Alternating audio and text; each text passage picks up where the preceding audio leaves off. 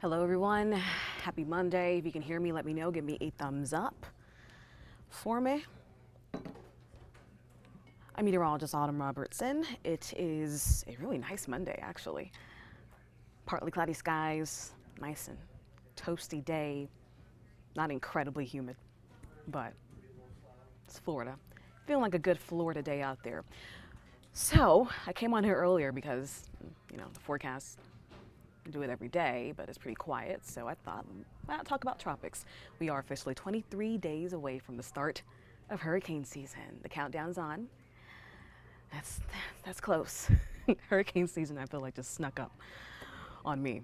I don't know about you guys. So right now is the time to get prepared.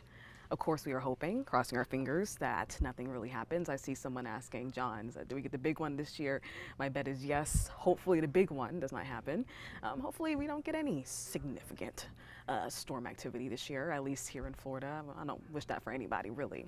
But we have to prepare for it. So right now is the best time to do so. And there's a lot of chatter in weather world about what's going on in the tropics. And we are getting to that season where we're starting to see waves form.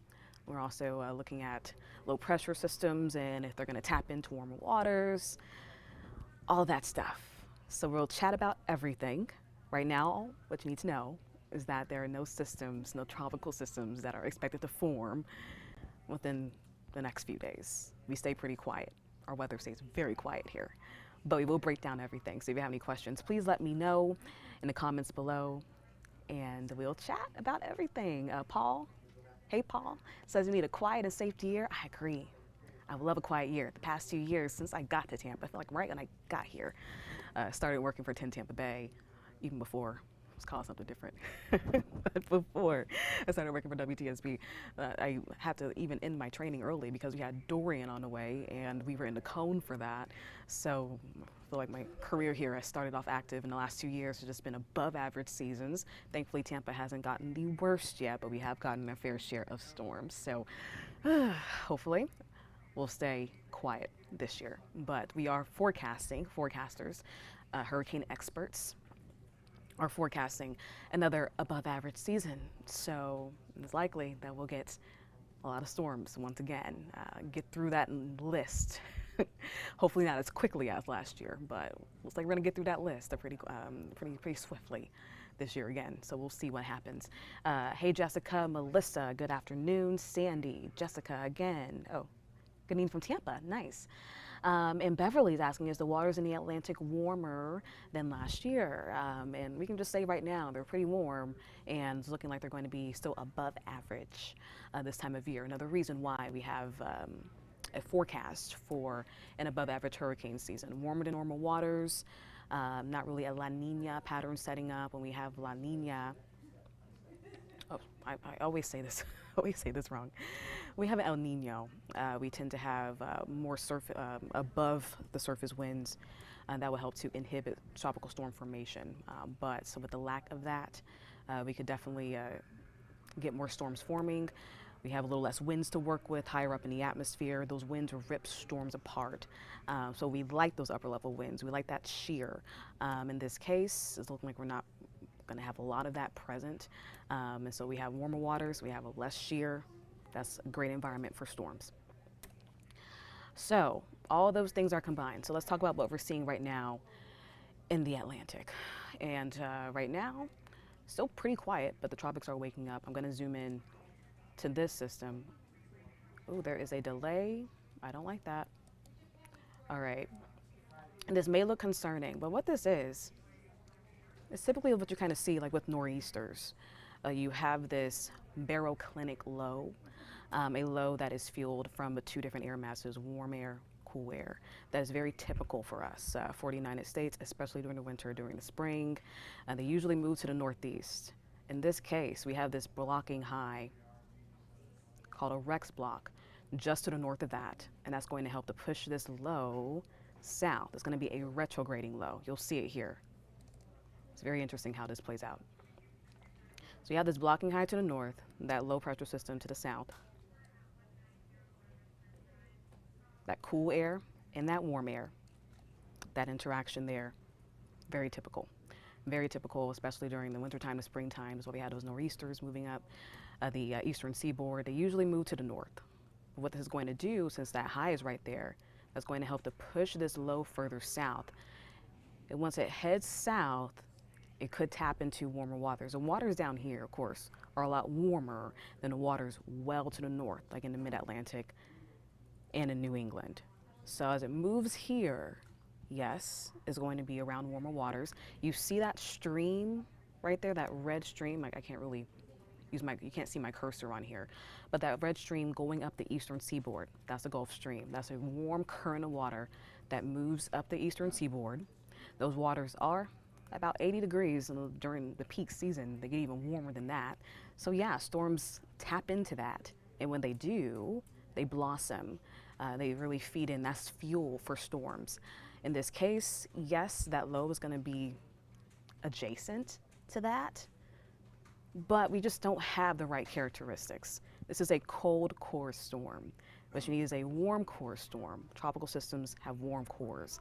Subtropical systems usually have a hybrid of tropical characteristics. In this case, we still have a cold core system. So even as it moves to the south, the core is still going to be cold. So it's not going to be taking on any of those significant tropical characteristics. Even our models here, this is the GFS. What it's showing, and Bobby actually did this graphic, it's great. You see those winds, you see those lines, those barbs there?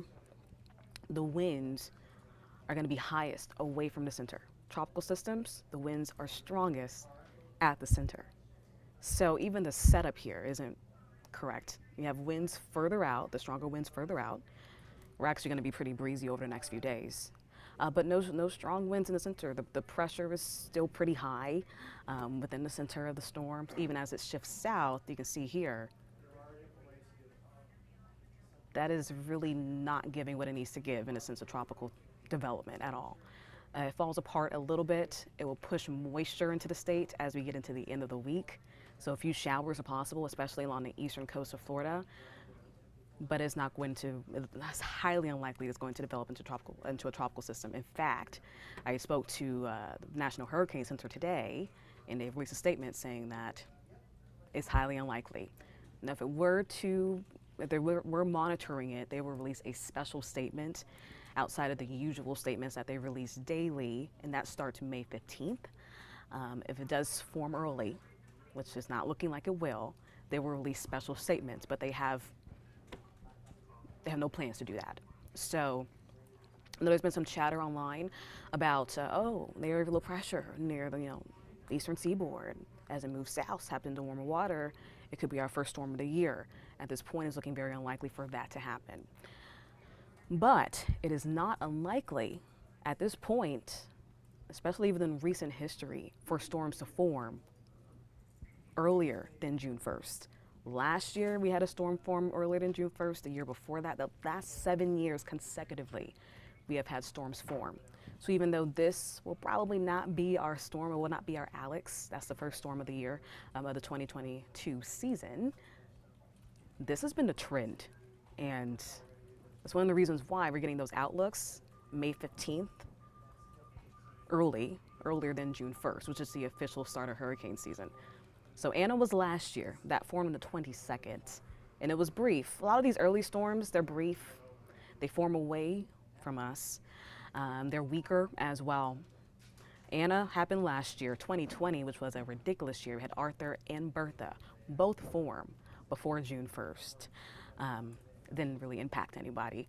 And you can see all the years before: Alberto, 2018. Our last Alex formed outside of the season. And yes, January, that was a weird time in 2016.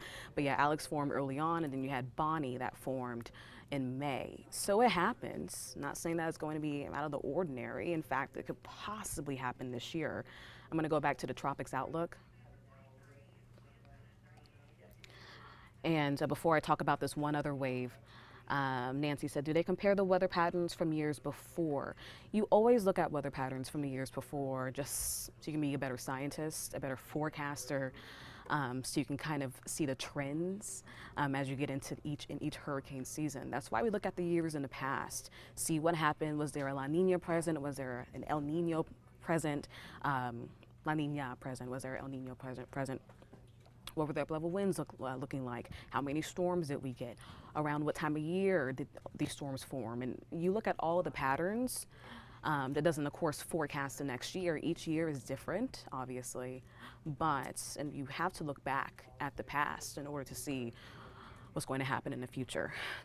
And within the past, within the most recent history, we've gotten storms that formed each year before June 1st. So that is a trend. And with another above average season forecasted, it's possible that we can get a storm forming early on, at least before June 1st. I do want to show you all this particular wave. And thanks, Brittany and Beverly said, that's great, we need some rain. Yeah, we do. And so that low could bring us some rain, but let me tell you, I'm going to show you the forecast later on, Beverly, and it's not going to be a lot of rain, but our rain chances go up a little bit. Now, look at this little cluster. I'm actually going to zoom out here a little bit. So off of the coast of Africa, we got our first wave. Hello? We're waving up here. And before you asked if this is out of the ordinary, it's not. This, especially this time, you've seen the graphic I just showed you with those storms forming before June. You've been seeing waves over the past few years start to develop and move off the coast of Africa pretty early on. So around this time of year, at this point in our years, around early to mid-May, we start to see those waves start to form. And we're seeing one form off of the coast of Africa. Now, at this point, it's not looking great. The National Weather, the NHC actually, I shouldn't call it National Weather Service. The NHC has given us updates, the last couple of days. Convection is not really impressive, it's actually weakening a little bit, but this is a wave. And this is kind of giving you an idea of what we can expect later on this hurricane season, or kind of just reminding you that hurricane season is knocking on the door, because we could get Alex within the next few weeks. We can get it pretty soon here if we have another wave develop as we get into the end of May. So we're monitoring a wave. This is not a disturbance yet. We don't have an outlook for it yet. I'm sure you all know the tropical maps that we show during the forecast, where there's all these outlooks and little pops of these I don't call them polygons, but circles of red and orange and yellow. That just shows area possible development. We don't have that yet, but it is important to look at these waves, see how they're reacting, where they're forming, and how they're moving. And this one's moving to the west.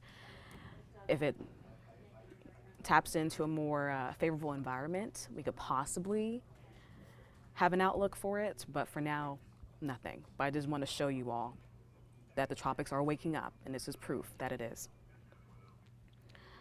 All right, so I'm trying to show. I'll show the futurecast just for us here locally, since pretty much gone through the tropics. And I'm sorry, guys, this is really glitchy for me. So I'm trying to find my stuff here, but I can't. All right. So I did want to show you all the futurecast for us. We're kind of out of tropics, but because of that low pressure system that's going to be very close to us over the next few days, by the end of the week, we can see some cloud cover increasing by the end of the week. The eastern coast of Florida could get a few showers. And actually what this low is going to do is drag in drier air. So that's beneficial for us in the sense of it's not going to be ridiculously humid throughout the rest of the week. And that will help to suppress rain chances. So your futurecast is going to reflect that. This is the rest of the day. Quiet. Tuesday, quiet. You can see a few showers and a few clouds. trying to push along the eastern seaboard. Wednesday, very quiet. Also into Thursday, quiet. So as drier air sinks in here, that's going to help to suppress rain chances over the next few days. But the eastern coast of Florida definitely has a better shot of seeing rain compared to the western coast here in Tampa. Here's that, there we go, atmospheric moisture. So looking back at it, you can even see that low off of the coast. As it moves in, that goes greens around the center. Look at that, it stays offshore. But then check out those reds. That is just dry air over us. Dry, bone dry air, especially for May. Now the moisture will increase a little bit as that low moves closer and then eventually on top of us if models do hold up. You can see it pumps in a little bit of moisture, not a lot. As you get into Friday and then through Saturday, a little bit, but still mainly dry air is over us. You can see way to the east, those greens is deeper moisture. That's that tropical moisture. Now, once that moves overhead over the states, you will feel that humidity uptick. We'll get a better shot of afternoon showers and storms in here. But that's what that low is really doing, is helping to pull that moisture from the tropics up further north, but it's keeping the dry air around Florida. So really that low is pretty nice for us. Now, one thing that it is doing, it is increasing the winds. So as we get into tomorrow through Wednesday, even through Thursday, it's still going to be a little breezy. So we have choppy conditions out in the water. If you're going to be boating over the next couple of days, just be mindful of that. It's going to be choppy. Small craft should exercise caution tonight and tomorrow. You can see overnight, winds about 20-mile-per-hour gust. And then getting into the start of Tuesday, see those winds are still pretty tight. About 20-mile-per-hour gust at the coast, 15 to 20-mile-per-hour sustained winds across the area. This is the last three. You can see the yellows, that indicates stronger winds moving in. Wednesday, very similar situation, still quite breezy. This is 4 o'clock on your Wednesday. Gusts 25 miles per hour. Sustained winds 15 to 20 miles per hour. So it's not going to be wind advisory level winds, but definitely you're gonna feel that. You're gonna feel that difference there. But we stay dry. You see those winds driving out of the north. That is a drier wind for us. During the wintertime, that's a cooler wind for us. We're not going to be that cool this week. We're still going to be nice and toasty. But we stay dry and breezy. So that's really our forecast over the next few days. Very, very quiet. Just not the best boating conditions as we get into the next few days. You can see our 7-day forecast here reflects that. So today was hot, sunny, a little breezy. Those breezy icons, you can see they continue into Thursday. You can see those rain chances on Thursday. We bumped them up to 30%. And that's still pretty low. Isolated showers across the area. And those rain chances stay between 10 to 20% as we head into the weekend. And what will be influencing our precipitation will be that area of low pressure as it sinks south. And once again, it's not looking like it will develop into a tropical system. We just don't have the ingredients for it. You're making brownies, you can't have everything but chocolate. You know, you gotta have everything in order to get that storm, or get the brownies, for instance. I'm over here trying to make an analogy. I'm awful at analogies, by the way, if you can't tell. But you need the ingredients, and we just don't have the ingredients yet for that particular area of low pressure. And even so, it just looks like, yeah, it just looks like one of those classic cold core lows. It's beautiful to look at, though. That nice spin there. So overall, I don't see any more comments, or maybe they're just not coming up. But in the meantime, in between time, if you have any questions, please let me know. You know, we don't want to hype up anything, but we do want to explain everything really nicely so that everyone can understand and be well informed, and not be, be aware, and just remember to prepare for hurricane season, because it is coming. It is coming, it is knocking on a door. So make sure you have your water, make sure you are checking with your insurance, make sure your papers are in check. Make sure you have an evacuation plan.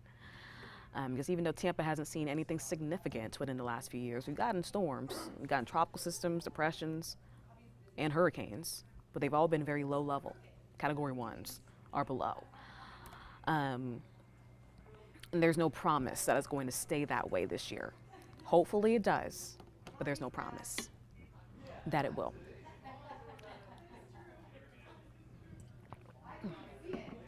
I also wrote an article online about